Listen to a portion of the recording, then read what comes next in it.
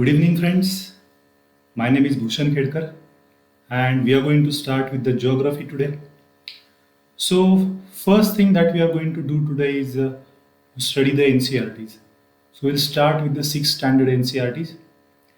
So, today we'll start with the first chapter of geography, sixth standard NCRT. The name of the chapter, as you can see on the screen, is the Earth and in the solar system. The Earth in the solar system. So, let us start with this.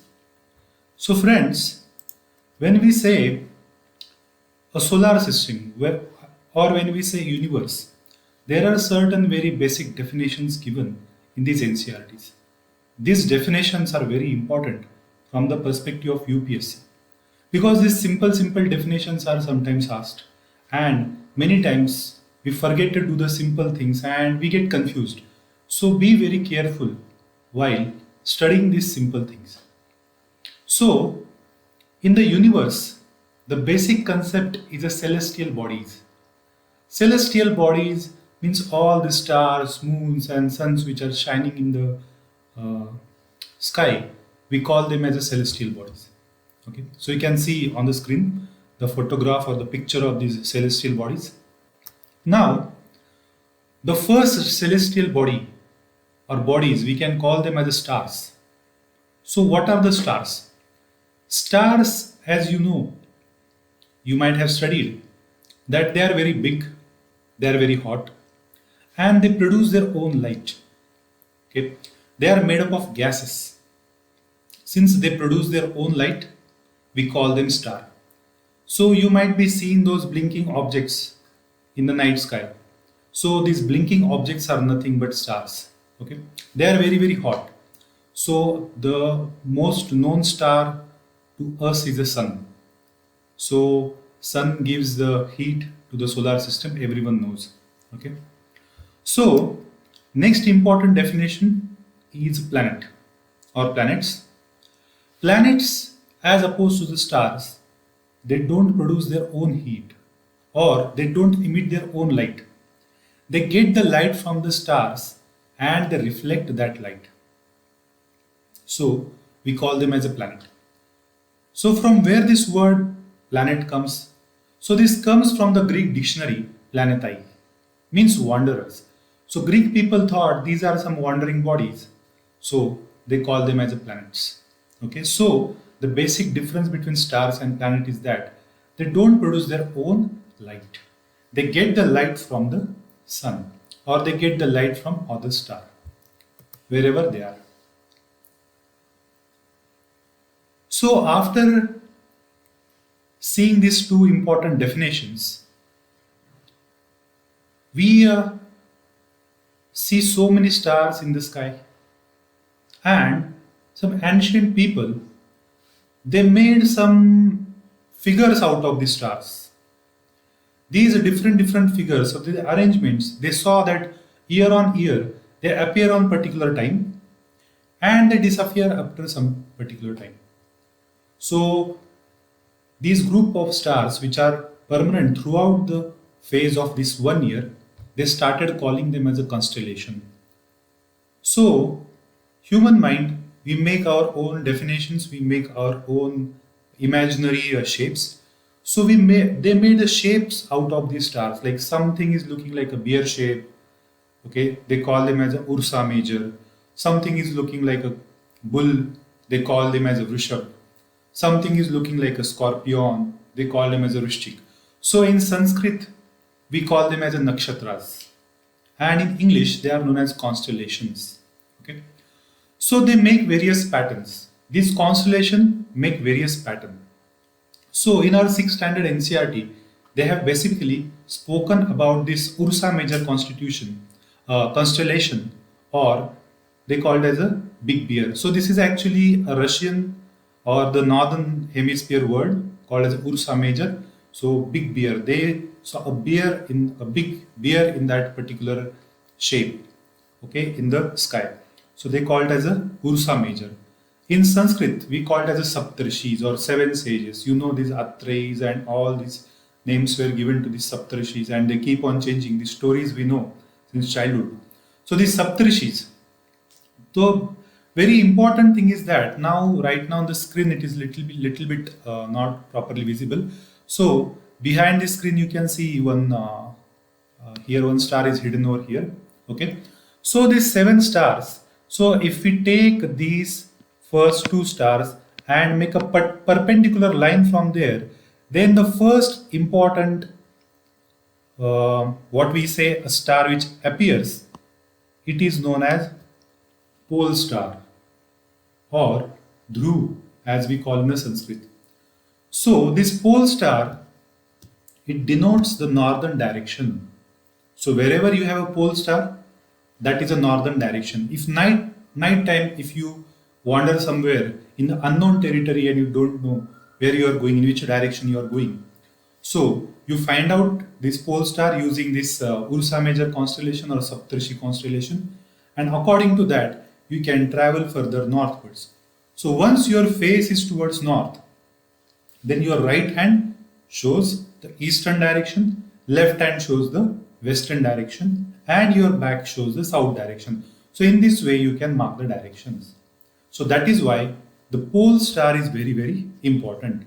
And this is the importance of constellations. So also in the night sky, you might see some other constellations we will discuss in the next NCRTs. Right now, there is no need to discuss this. Okay. So now next important concept is a solar system.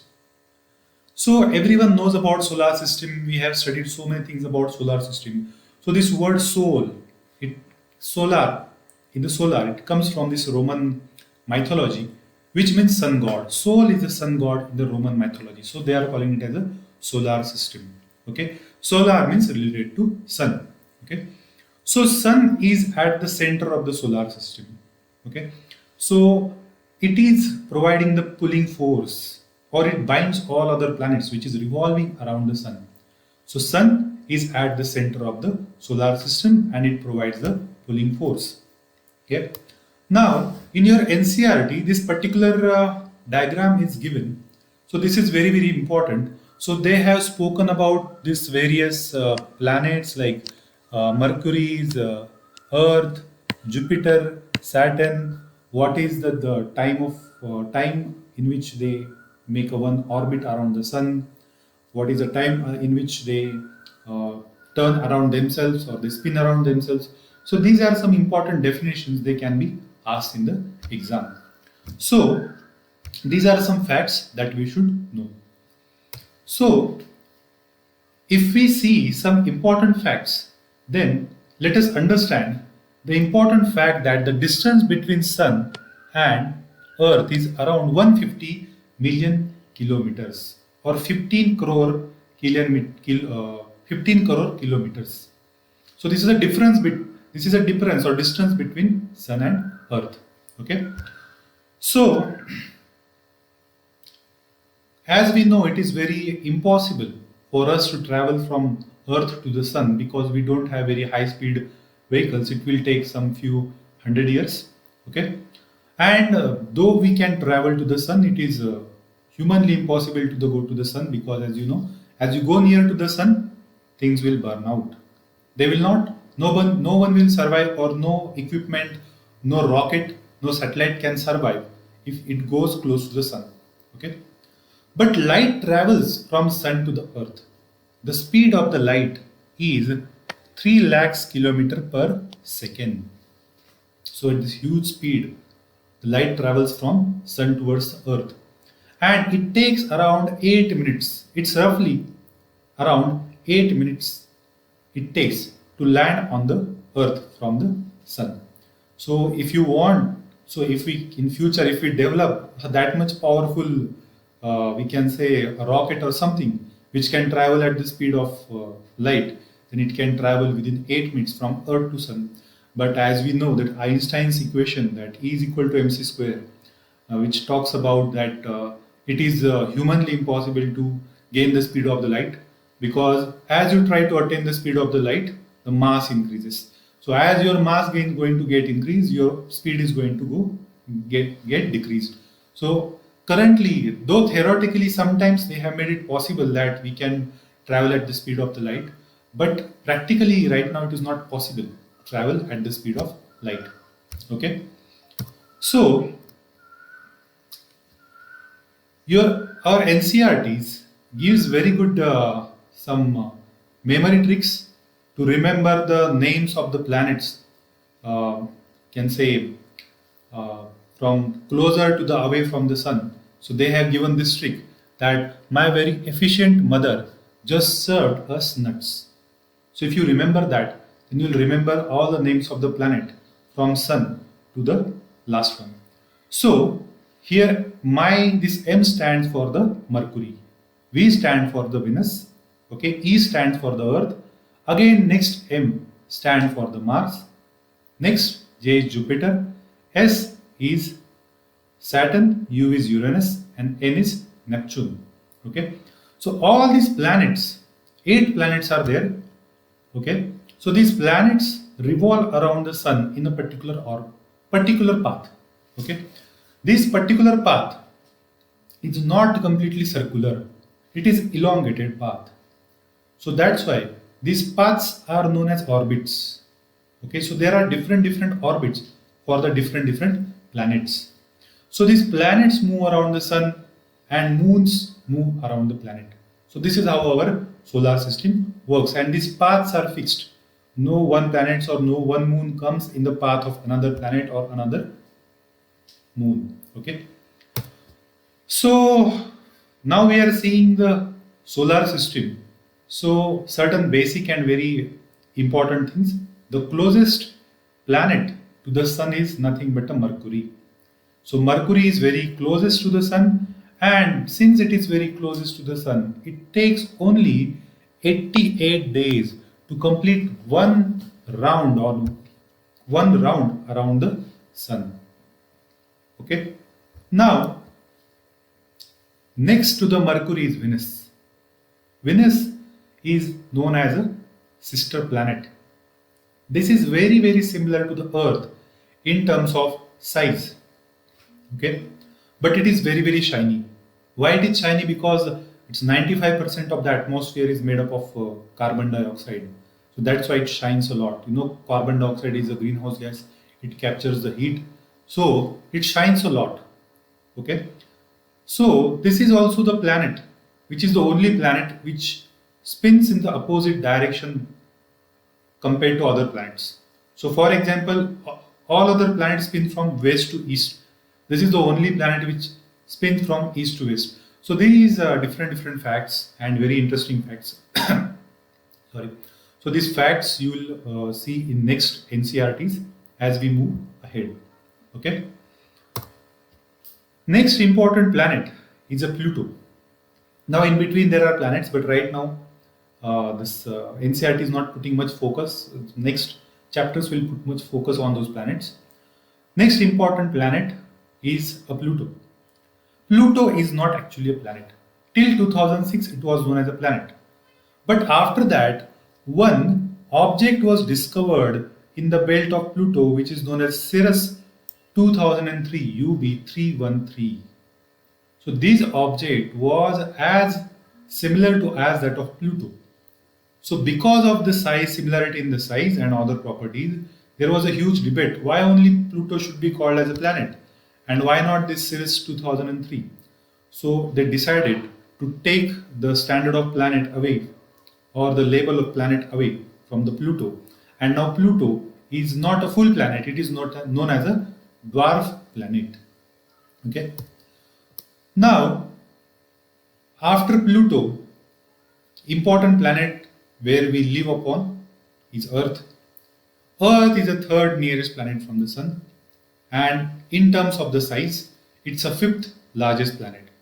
Density wise, it's a first very high dense planet. Okay. Shape of the Earth, sorry, shape of the Earth, if we see, it's not a spherical shape. The shape of the Earth is not exactly spherical, neither it is parabolic, neither it is hyperbolic, nothing. So there is no figure in the geometry which matches the shape of the Earth. So the geographers find out the new shape of the Earth which is called as a geoid. Geoid means Earth-like. So the shape of the Earth is nothing but Earth-like. That's why it is geoid shape.